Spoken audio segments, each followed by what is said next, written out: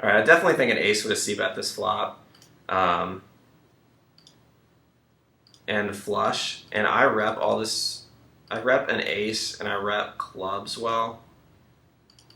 I think his range is going to be like really capped at like Jack X, basically.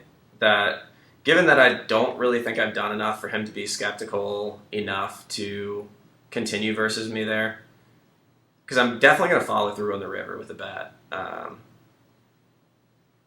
I think that's good enough. So he snap check min raises.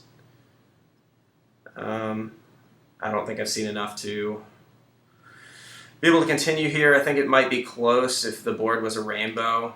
I'd be getting odds to be able to draw to like my 5 or my 7 possibly. But I can't count on the spade outs. They're not going to be good often enough, most likely, that I think just folding is good.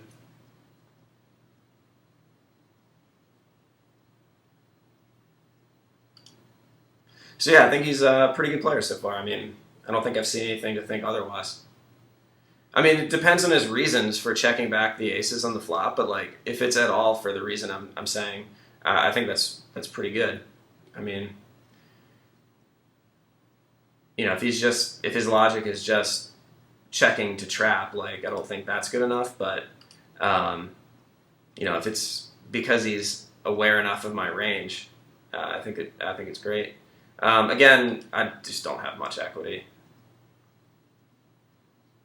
Like if I had the jack of spades and like the 8 of clubs or something there, like at least some kind of backdoor draw, I think check raising can be all right, even though regs are going to level themselves a lot on ace-xx boards, often correctly.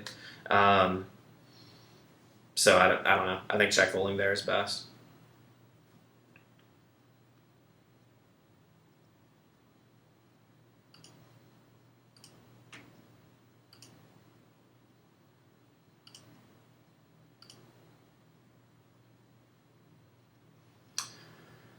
Standard c-bet, I'm pretty sure really barreled the majority of the time, I think, versus him so far. So, I mean, obviously I'm barreling here regardless, but I think that leads a little bit more to 3-barreling on a lot of river cards, like non-spade rivers, to be really good. This is kind of close. Mainly because I think it's a card that a lot of regs will level themselves on. I don't think he's going to have much ace-x, like hardly any ace-x in his range, and probably no better queens. But I'm going to try to get a hero call out of a 10, because I think it's a card that a reg can level himself on.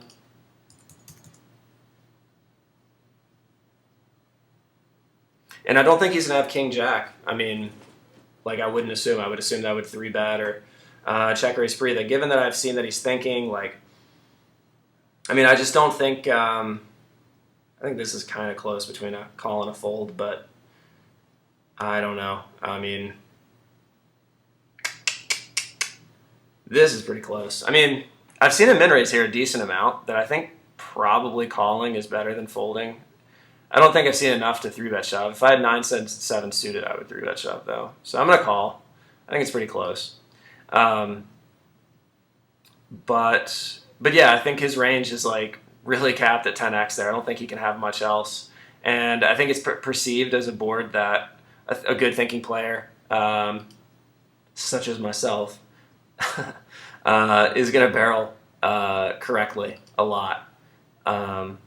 So I don't know if he ever hero calls there, but like, can I really even be beat there that much too? Like it's kind of hard to be behind. Given that I think I have enough reason to think that he's going to play anything that is ahead of me there faster. Like, I don't think him checking back those pocket aces versus me on that flop really says anything about his likelihood to slow plan a board like that.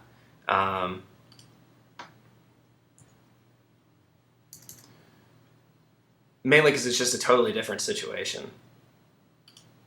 I mean, I'm being aggressive there that I think people treat it differently in terms of check raising, but overall, it's just kind of a different situation. In a min raise fold here.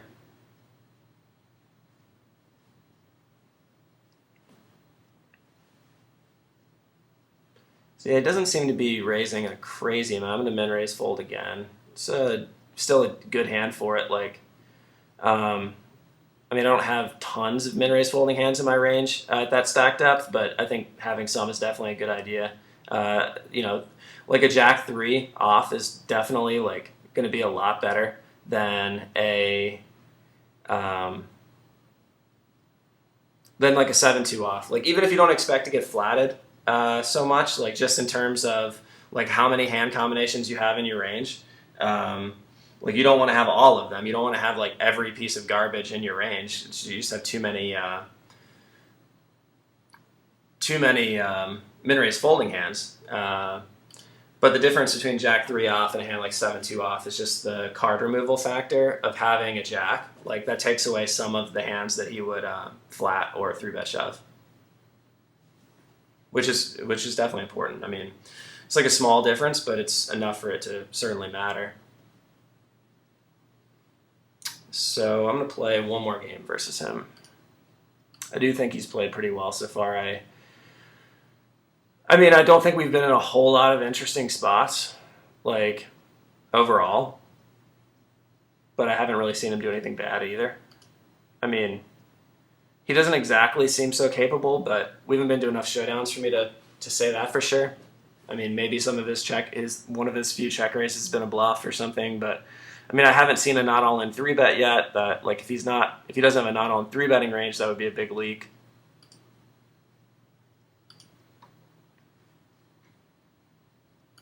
I definitely don't think there's any value in leading here, like, at all. I mean, maybe you get a call from like a 10 and a 6, but then like on rivers, you know, you possibly have to check fold a good amount of the time. I think that kind of sucks. But yeah, I'm basically going to lead this river to try to get value from like an 8, basically, which would make sense. Maybe ace high would find a reason to hear a call, but I do think it's kind of unlikely.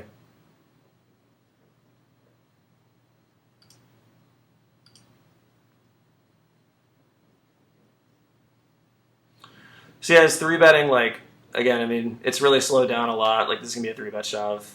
I mean, he's opening 57%, but I think that's kind of deflated by the amount of times he's folded his button less than 15 deep, like around 10 big blind stacks. But he had 3-bet me 4 out of 9, and now it's 5 out of 29. That you know, shows pretty well that, like, you know, obviously I had to pay some attention. I didn't know that he would only 3-bet 1 out of the next 20 hands, but yeah, like, that just shows like how meaningless a small sample can be. I think most regs, when they check raise on these boards, they're aware that they don't have a lot of ace-x. That, like, I think this used to be a really good spot to bluff, but now I think a lot of regs actually take their 10x and just check raise it for value, trying to induce, which I think is a really good play. And then, like, a lot of their flush draw hands too, that have like an over to the 10. I think it's pretty rare you're getting bluffed in that spot, that I think it's correct to just fold. So he hasn't, he's only c-bet 4 out of 9, but like a lot of those boards have been mid-connected boards, not a low unconnected board like this, that I'm just going to check raise and get it in. Can't be too bad. Getting owned. But I do think it's important to, like, pay attention to that. Like, not just the sample size of the fact he's checked back 4 of 9, but like the fact that he's raising kind of wide deeper, and I'm going to play another. The fact he's raising kind of wide deeper, and like a lot of the boards that he did check back were mid connected. That's going to, like, I mean, it's not so bad for him to check back those boards. I mean, it's 9 hands that, like, you know, potentially he just had like ace high and, like, you know, total air and stuff like that on those boards. Like, and that's the way it seemed, kind of.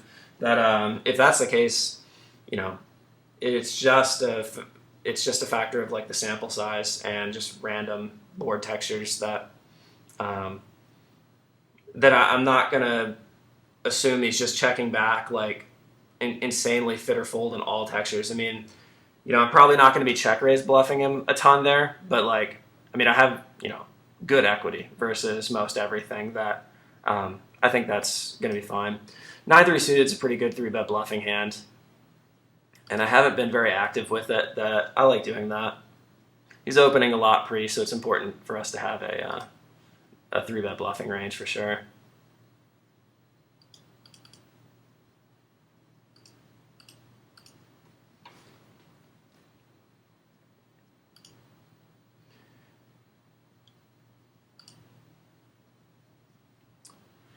Pretty standard. I mean, definitely important to note the nittiness of his 3-betting so far.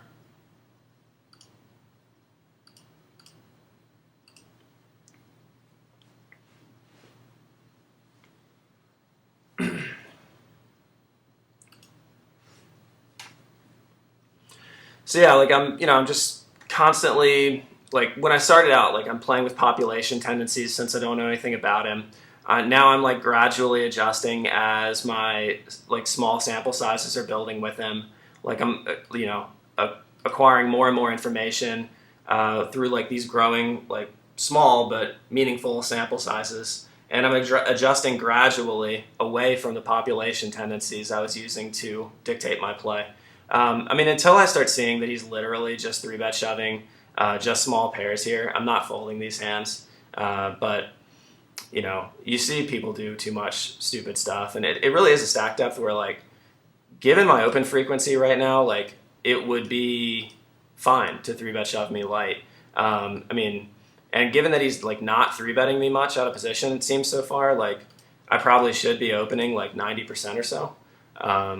So I'm definitely not going to be so exploitive that I'm min-raise folding hands like that until I see, that it's just small pairs.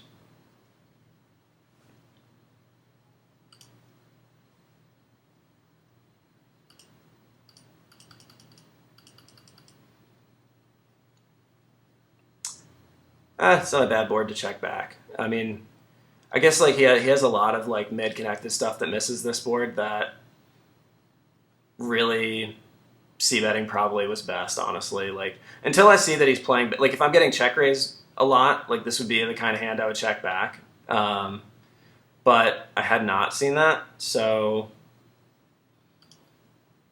that's why I think c-betting would be best. Like otherwise, I'm just giving free equity to all that mid-connected stuff. That's just going to fold to a c-bet. So I definitely prefer that. I don't think this is a board either that people check raise bluff on much. Like, if he check raises here, it's like I'm a little skeptical of him because he has check raised me a decent amount, but I just like haven't had the right kind of hands and the right textures for me to do anything about it. I think probably the worst offsuit jack I'd be flatting. This is the kind of texture I haven't seen him c-bet very wide that I'm just going to call the flop and probably check fold a lot of turns. It's like kind of face up when you lead here, but in reality, like his queen is never folding, his aces, his kings are never folding, flush draws, king 10, like they're not folding. So like if he's not going to barrel when check to, which I think most people don't barrel, like most thinking players don't barrel in that card, then like you're really just losing value by doing anything different. Like yeah, it's face up, but I mean it should be your best option.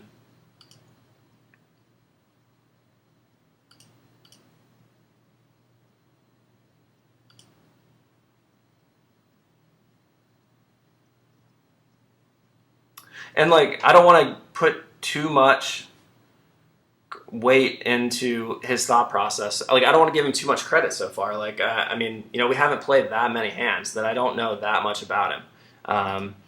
That I don't want to make any crazy assumptions that he's just going to play perfectly when I lead that turn and like just call perfectly with his draws and not make any mistakes. Like I don't know that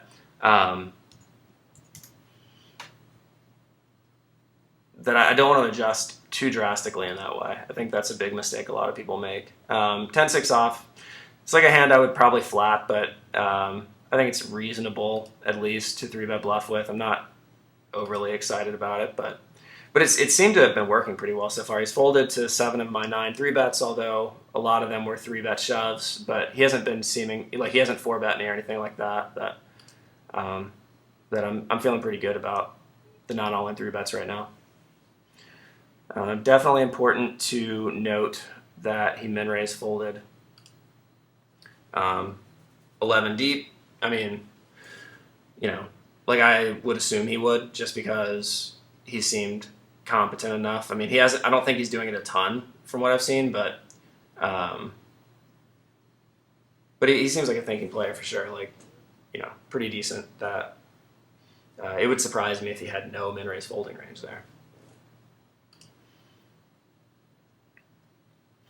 To min-raise call this, I would basically need to see that he has very little flatting range out of position at this stack depth, and I don't know that yet. King 6 off, I don't think I have enough fold equity. Yeah, I mean, he's not min-raising me a crazy amount that I'm just going to flat. King 6 suited, I would shove. I think I'm just going to check fold to a c-bet here, though. Like, given how much he's been checking back these mid-connected boards,